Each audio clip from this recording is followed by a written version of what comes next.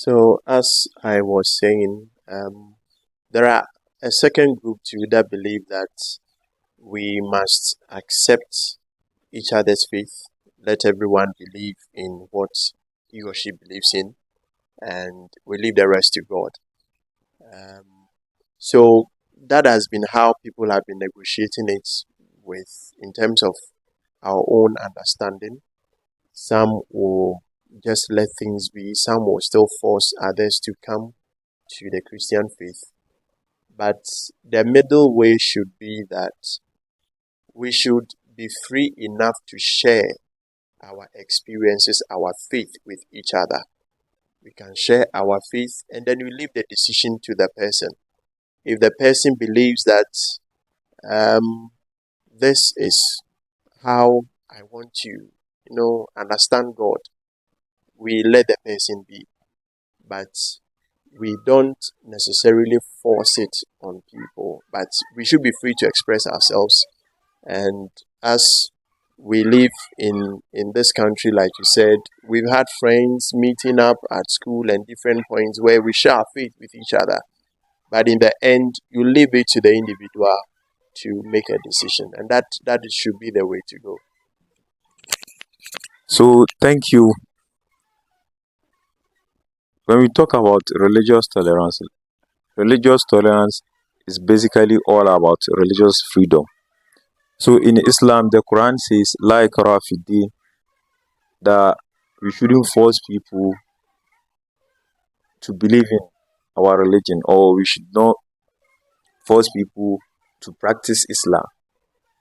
So, mostly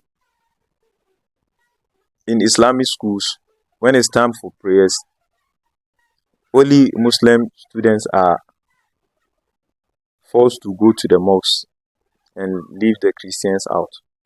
But when you look back in Christian schools, it seems even if you are a Muslim, you are forced to go to the church without believing in the Christian faith. So on this base, it seems the religious freedom we are talking about here is not coming in. So what are we supposed to do, or how are we supposed to teach our people not to force people onto religion, or is it normal? Okay.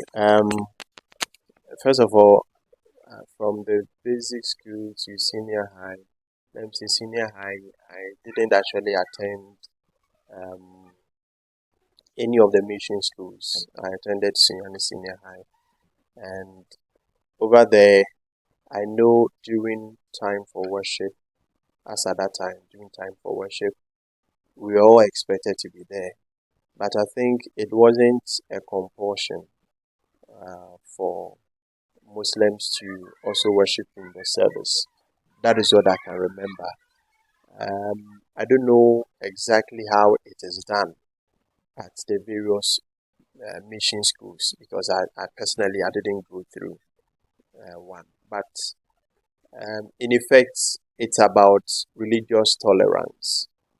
We should understand or accept. Of course, um, if a mission or let me say a church establishes a school, one of the major things is not just about academic work, but it's also about imparting the faith onto the students as well.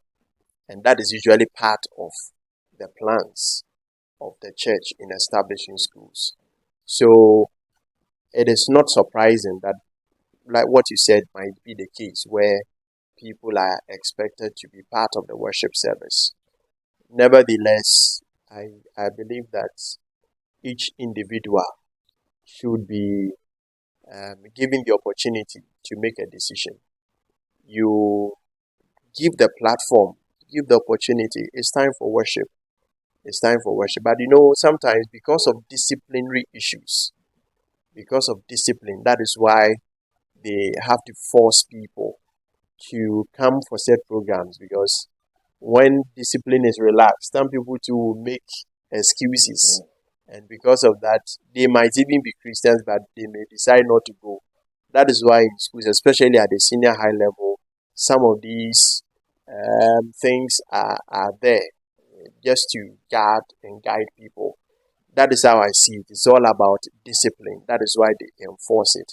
But when it comes to forcing people to pray, forcing people to fast, forcing people to do this, that one might be beyond what is expected of religious tolerance.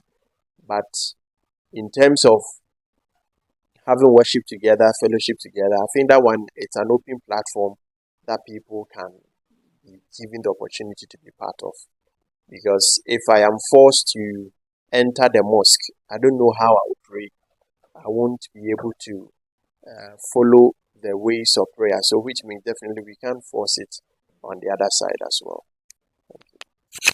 Yeah, this question is because when we go back to the history of our Holy Prophet Muhammad sallallahu alaihi wasallam, he tolerated different beliefs until he even shared his mosques with Christians, gave them 50% of the mosques to worship because they were travelers and they got to Makkah, they needed a place to worship. So they confronted the Prophet, and due to his tolerance, he permitted them to use half of his mosques so that when it's time for the Muslim prayers, they will also come and worship.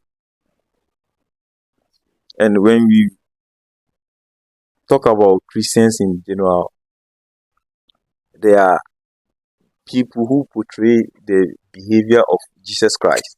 That's how we Muslims we believe that when we talk of Christianity, there are the people who portrays the behavior of Jesus Christ. I stand to be corrected if I'm wrong.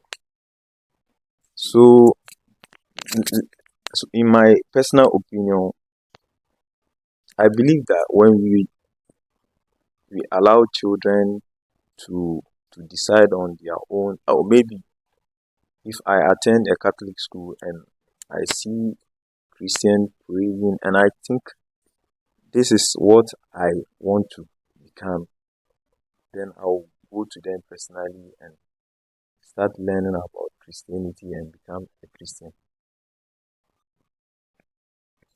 So, what are your thoughts about such practices? To begin with, as you rightly said, Christians are those who portray the life of Christ. So it's supposed to be the case that every Christian will walk in the path of Christ. With regards to the latter part of what you said, the best way, as you said, is